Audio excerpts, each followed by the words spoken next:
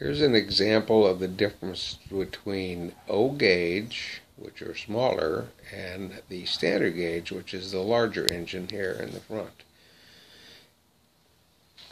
This is the standard gauge. As you can see, it's a pretty good size train.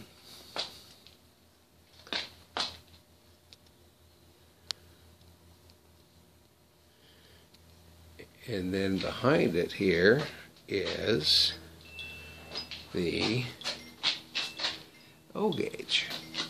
Same type of engine, but you can see the difference in size. Another example here is the O gauge in the forefront and the standard gauge engine and car in the back.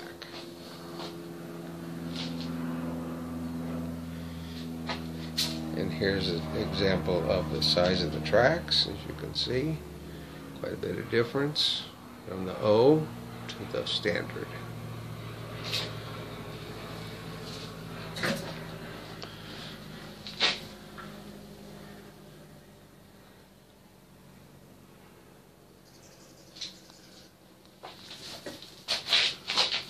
Quite a bit of size differential here.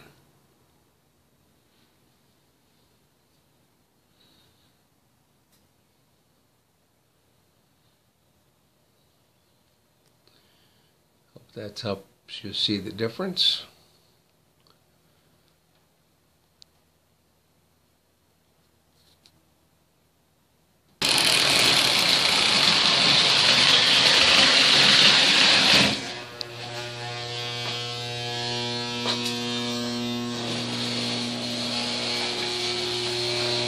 Like we got a hang up here.